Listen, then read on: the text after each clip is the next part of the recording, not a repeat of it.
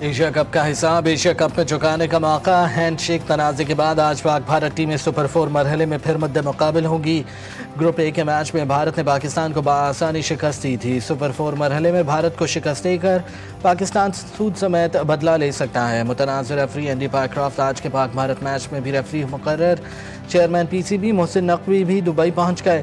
کھلاڑیوں کے ساتھ طویل میٹنگ کی۔ بھارت کے خلاف میچ میں پلینگ 11 میں تبدیلیوں کا امکان۔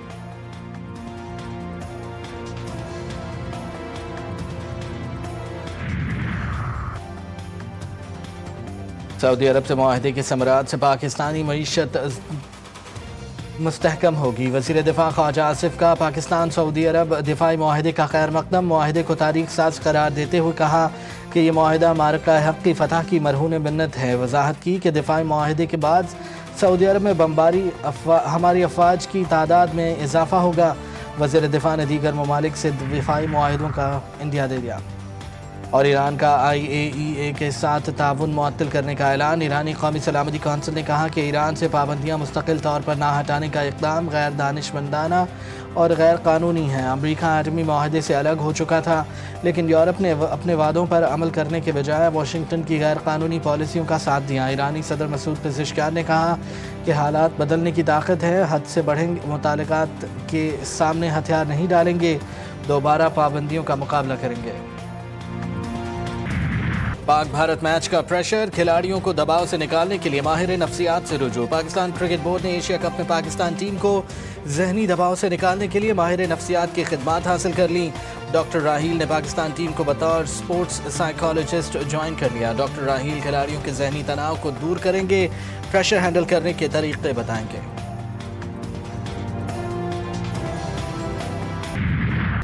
سوال گندم جواب چنا، یہ پالیسی اپنائی بھارتی کرکٹ ٹیم کپتان نے۔ سوریا کمار یادو سے آج ہونے والے میچ میں پاکستانی کھلاڑیوں سے ہاتھ ملانے کا سوال کیا تو ہنستے ہوئے کہا کہ اگر آپ بولنگ کی بات کر رہے ہیں تو ہم نے بولنگ اچھی کی تھی۔ ابوظہبی میں نیوز کانفرنس کے دوران سوریا کمار نے کہا کہ پاکستان کے خلاف میچ میں بیٹ اور گیند اچھا مقابلہ ہوگا، ہر گیم نیا چیلنج ہوتا ہے۔ پاکستانی نیاد عمانی کھلاڑی سے گلے ملنے پر بھارتی کپتان سوریا کمار کے بائیکاٹ کا مطالبہ۔ روایتی حریف پاک بھارت ایک بار پھر T20 ایشیا کپ میں مد مقابل۔ اب تک پاکستان کے 3 گروپ میچز میں سب سے خراب کارکردگی سائم ایوب کی رہی، جنہوں نے 0 پر آؤٹ ہونے کی ہیٹ ٹرک کی۔ فخر زمان 90 رنز کے ساتھ نمایاں ہیں، حارث 84، فرحان 74، شاہین 64 اور کپتان سلمان اور محمد نواز محض 3 میچوں میں 23 رنز ہی بنا سکے۔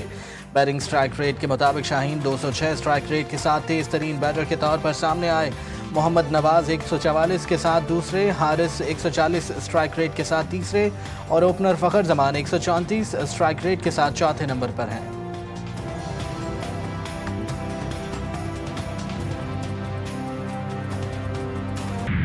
سعودی عرب کے ساتھ تاریخی معاہدہ، وفاقی کابینہ کا معاہدے کا خیر مقدم حکومت کی بڑی کامیابی قرار دیا۔ وزیر اعظم شہباز شریف کی زیر صدارت ویڈیو لنک پر اہم اجلاس، پاک سعودی تعلقات سمیت امور پر تبادلہ خیال۔ وزیر اعظم فیلڈ مارشل کی کامیاب حکمت عملی کے تحت پاکستان ترقی کے راستے پر گامزن ہے، اجلاس میں گفتگو۔ وزیر اعظم نے کہا پاکستان کی کامیاب سفارتکاری خارجہ پالیسی کے سبب آج ملک کا وقار بلند ہوا۔ اجلاس میں سیلاب سے متاثرہ علاقوں کا معاملہ بھی زیر غور آیا۔ وزیر اعظم کی NDMA سمیت تمام اداروں میں کوآرڈینیشن کو مزید بہتر بنانے کی ہدایت۔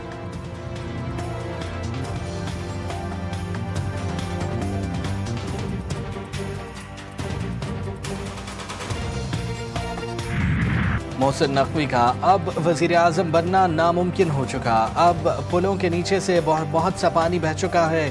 وزیر اعظم کے مشیر برائے سیاسی امور رانا ثناءاللہ نے اپنے بیان میں کہا، اپنے وزیر داخلہ بننے کی خبروں کو بھی مسترد کرتے ہوئے کہا کہ ایسی کوئی تجویز زیر غور نہیں ہے۔ فیصل آباد میں تقریب سے خطاب کرتے ہوئے رانا ثناءاللہ نے سعودی عرب سے معاہدے پر کہا کہ اب جو پاکستان کے خلاف جارحیت کے عزائم رکھتے ہیں ان کو بھی سوچنا ہوگا کہ کیا ان کو ٹیبل پر بیٹھ کر معاملات حل کرنے ہیں یا مزید ذلت کا سامنا کرنا ہے۔ پنجاب میں سیلاب کی تباہ کاریاں، لاکھوں خاندان برباد، مکان اور فصلیں تباہ۔ PDM میں پنجاب کے مطابق مختلف حادثات میں 127 افراد جاں بحق ہوئے، 4700 سے زائد موسجات متاثر ہوئے۔ مجموعی طور پر 47,55,000 لوگ سیلاب سے متاثر ہوئے۔ سیلاب کی تباہ کاریاں جاری ہیں۔ जलालपुर पीरवाला पर मोटरवे M5 का एक और हिस्सा सैलाब की नज़र। मुल्तान से जांगड़ा तक नवे रोज़ भी मोटरवे बंद। दरियाई सतलुज में बहावल नगर के मकाम पर निचले दर्जे का सैलाब। दरियाई बेल्ट में तबाहकारियाँ। मोजाकोट, लंगाह, तोकीरा और दीगर इलाकों का राबता मुनक़ता। सैलाब से शजाबाद की बस्ती माड़ा में खौफनाक तबाही। अलीपुर में 7 अफराद पानी में डूब कर जा बहक। बस्ती कारज के 3 रिहायशी भी आबी रेले की नज़र। लियाकतपुर में सैलाबी रेलों से 35 मोजाजात की सैकड़ों बस्तियों में मकानात मुनहदिम। पूरे वाला के मकाम पर सैलाबी पानी की लपेट में आकर मुतादिद मकान गिर गए। कच्चे के इलाकों से लोगों ने नकल मकानी से इनकार कर दिया।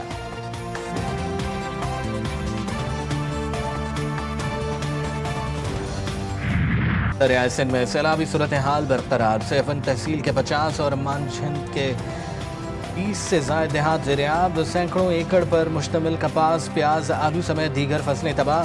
दरियाई सिंध में खंडियारों के मकाम पर ऊंचे दर्जे का सैलाब। कच्चे के एक कदीमी गांव बखर को बचाने के लिए बनाया गया बंद तोड़ दिया गया। नौशहर फिरोज में दरिया की बिफरी लहरों से 10 से ज़ायद ज़मींदार बंद टूटने से दर्जनों देहात डूब गए।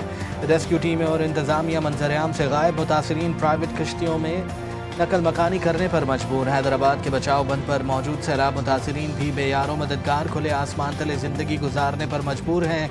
गुड्डू बैराज और सक्खर बैराज पर दरमियाने दर्जे का सैलाब बरकरार है। कोटरी बैराज पर भी पानी की आमद में मजीद इजाफा। वज़ीर-ए-आज़म के लंदन में डेरे। बरतानवी हुकाम और पाकिस्तानी बिजनेस कम्युनिटी से मुलाकातें। आज बरतानिया से अमरीका रवाना होंगे। न्यूयॉर्क में अक़वाम मुत्तहिदा की जनरल असम्बली में शिरकत करेंगे। जनरल असम्बली से वज़ीर-ए-आज़म का खिताब 26 सितंबर को तय है।